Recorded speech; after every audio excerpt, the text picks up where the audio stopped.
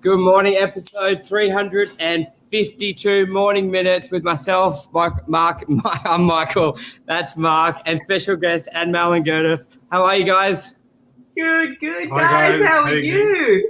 Good. Thanks for coming on again. It's always good talking to you. The Brady Bunch. All right, so this morning we're going to be talking about how, probably off the back of social media, where we're seeing more and more agents working together on deals, but also collaborating together, referring clients to each other, sharing ideas, concept, technology between. And I know you guys and us, a lot of people in the company have really had that relationship for at least probably 2 years now, I would imagine. I think it's been going on 2 years. So I think traditionally a lot of people, especially on the inside and also on the outside looking in, that a lot of agents were quite selfish and they'd only look after themselves. There was a bit of a dog-eat-dog world internally in offices, but not to mention externally, they would talk to agents from other companies. But we're seeing a big shift in that, and we can probably thank that to a lot of people like Tom Panos, who brings a lot of agents under one roof, where our relationship sort of stemmed from, but also through social media now as well. So good morning.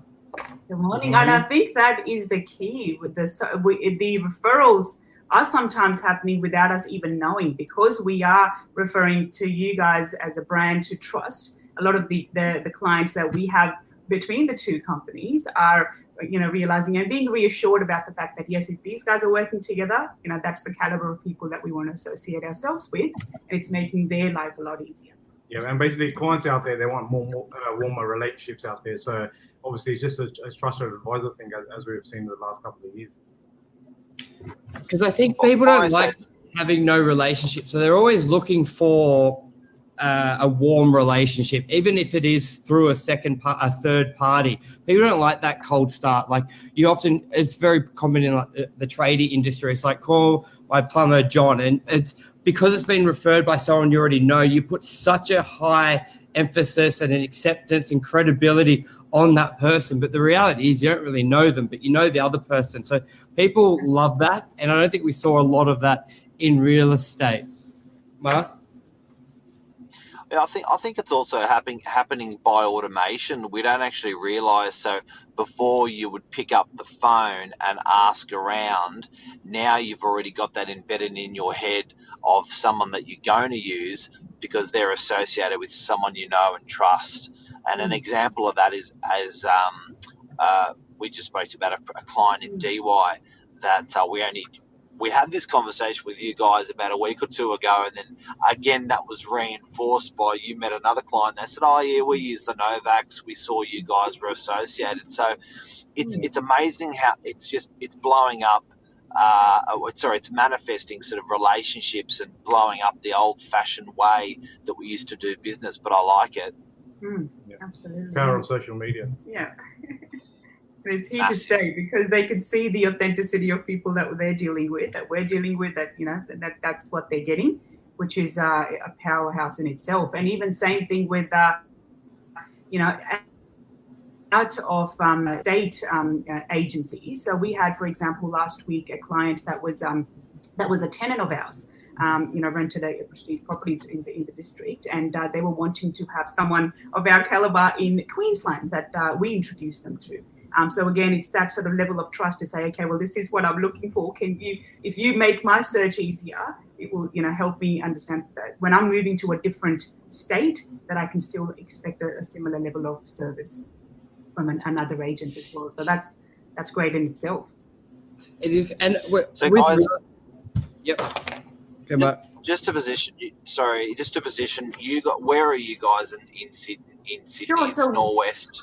Yeah, Norwest. So Hills District is our primary pocket. However, we've got a good cross section of a number of cities and suburbs throughout Sydney that we operate in. And the reason why that is obviously we started off as a mortgage broking company. So the mortgage broking business was first. A lot of our clients had properties throughout Sydney. So we ended up managing properties in Southwest, in the West, and so on. So we've got a good cross section of the number of what the trends are like with some of the tenants, from a sale perspective as well for some of these different suburbs. Yeah, great. And what type of trends are you seeing at the moment? We touched on just with the building home incentive that was brought in. What are you guys seeing there? So with the home builder grant, it's going through the roof. So basically, with lots of land, anywhere ranging from 270 to 350 square meters, we can't find registered land. So since the scheme has come out in place last year, it's gone through the roof. So and what was the scheme in bullet points? Just in case, what was the scheme in bullet points, just for people who are not aware of it?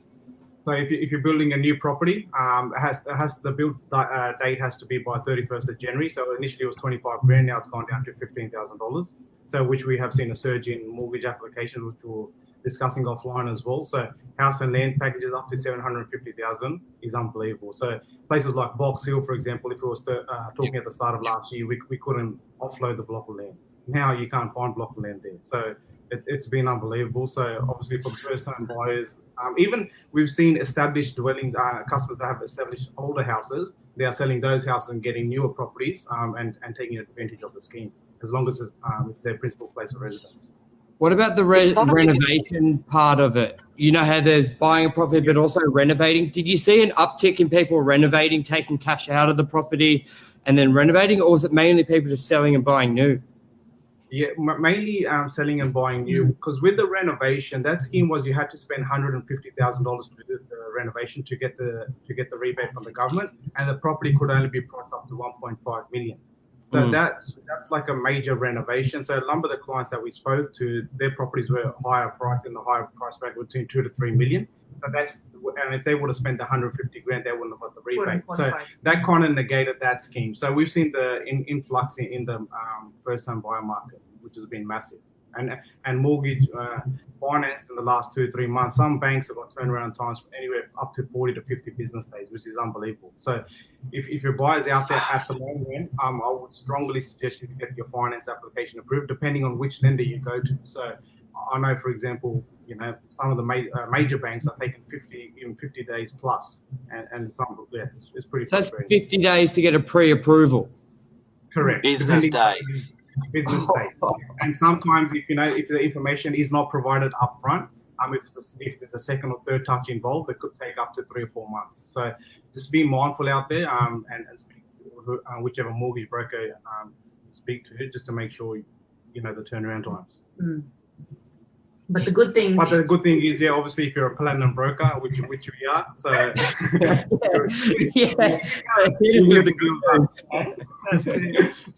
depends who you're talking to.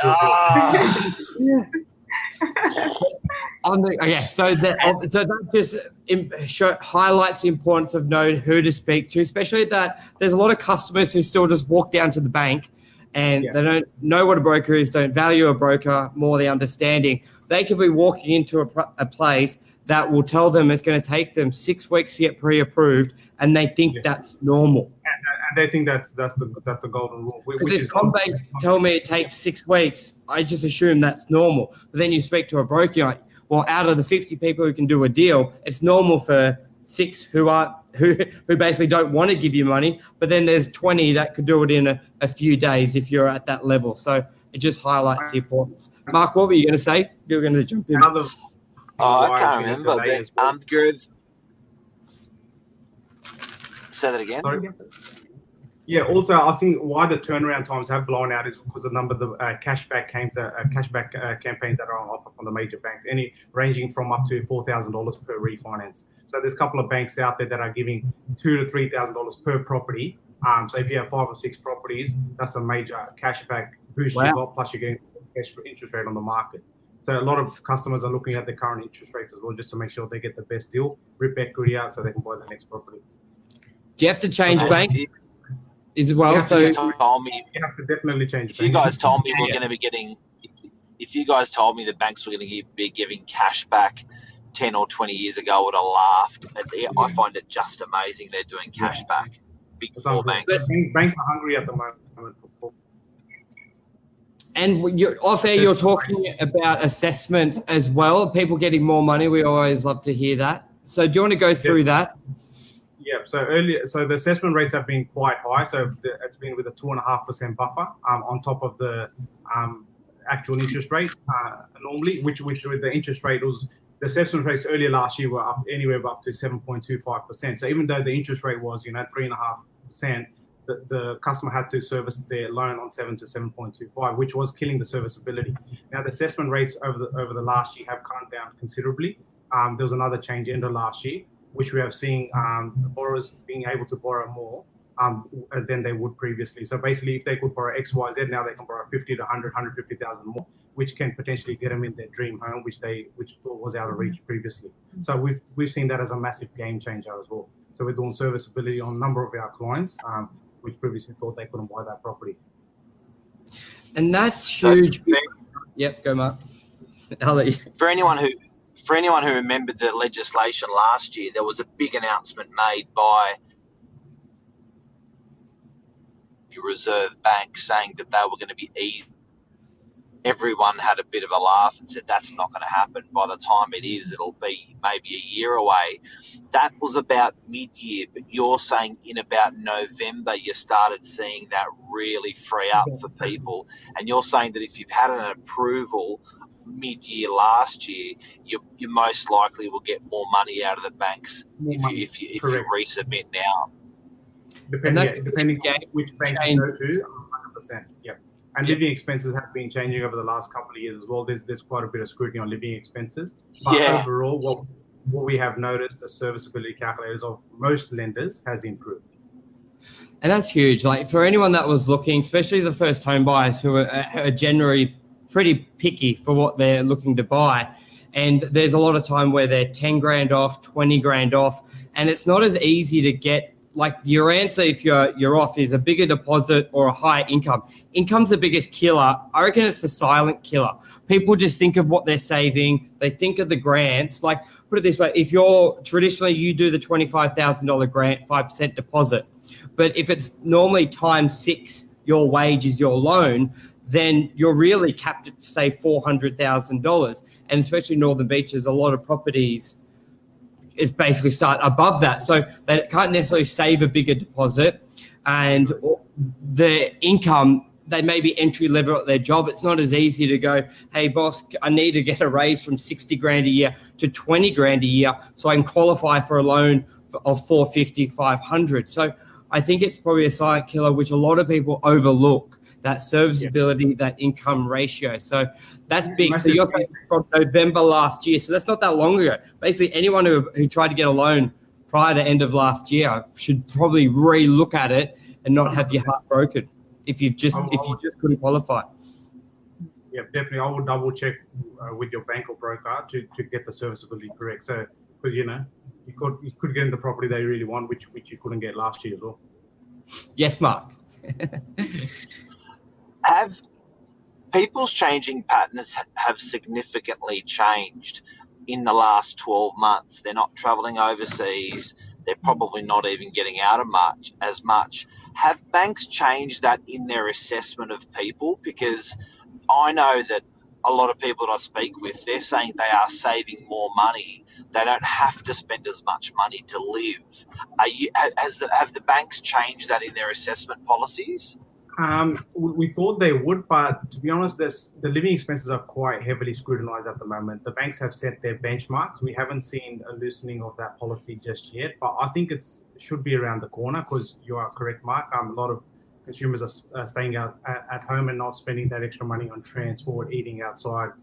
So yes, there is a shift there, but not seeing the calculators at the moment. Also during COVID, obviously some industry have been hit harder than others. So banks were a bit more conservative. They were shading, bonus income, overtime income, double shading. We had to provide extra commentary, which we have started to see a bit of relaxation towards the end of last year as well. So what the feel that we get out there, banks do want to lend as long as there is deal on the table to be done. And then the risky industries such as migration, for example. Migration, hospitality, airlines, yes, that is still heavily scrutinized. So tourism, hospitality. Tourism.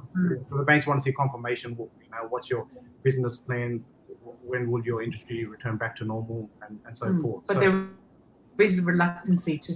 There's still reluctancy in those industries, obviously due to the recent COVID outbreak again. So so you've got to be careful. Also, obviously, if you're in that industry looking to get finance, the deal has to be structured properly. Submitted. correctly. And Mel, how has social media been the last sort of 3 months, and what's your plans for yourself and the company moving forward? You guys have had huge success and traction through your social media channels. Did much shift through COVID the last 6 months, and what's sort of going on? What's anything planning forward with your podcast? You're doing your live videos. Tell us, for a lot of people who may want to get started into social media, you guys do stuff really well. Yeah, absolutely. So look, in terms of property inquiries from buyers and tenants, definitely very strong. Every time that we are posting properties, especially live videos, which we know that gets a lot better cut through. But the transaction from actually checking it online, commenting on it, and then coming to the property, that conversion rate we've seen increase. So it's definitely, on its way up. So that's a great trend. In terms of what we've got coming up, the podcast will be starting again, and hopefully we'll be able to have them in the office, which sort of just sets the whole mood of having that the round table, having the more conversation. There. That's right, more conversation, which is how the business page actually established itself in the early days, when we were sort of in the lower hundreds of followers, to now to more than 2,500, nearly 2,500 followers. That's where that bulk of following increased due to those podcasts. So they're coming back on the market. That's definitely something from our business perspective that we've seen a good influx of, and just getting the brand and the exposure out there. So that's back. What else would you say? Anything else?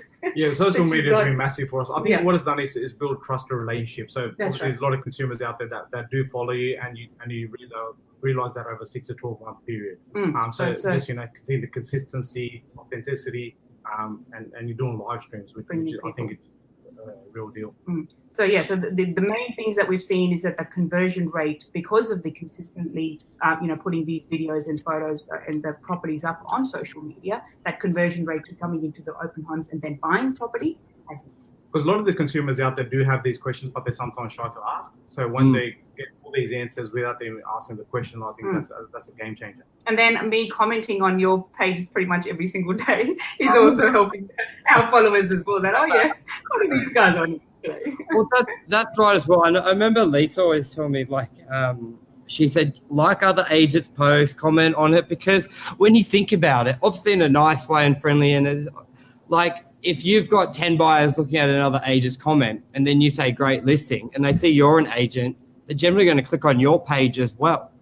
So, and then they're looking that way. So, I think there's something wrong with that as well. And I reckon it's good. And we all want it. We all want that traction. We all want that momentum. Have you been using groups and Facebook Marketplace a lot? No. So I stopped using that, but I still had a pretty good response. So that was something that I changed. And the reason I changed was a lot of for example, for rental properties, some of the legitimacy of those comments, they weren't the greatest. So I found better traction from those that were the normal posts that were being shared either on so not marketplace, but other groups that would be interested. So those, for example, first home buyers in Australia, for example, that group that's been as a powerful group. That's right. So some of those kind of groups are great, but in terms of marketplace, I felt that I would get a lot of interest, got a lot of inquiries, but the conversion rate wasn't there. So I stopped doing that. Yeah. Anything else you want to add, Mark, or anything you guys and Mal, Gerda? Anything else you want to add? We could go for so long. It's mindful. I know. When do you start? I think we've got a good amount in. Really brief. Mr. Nova.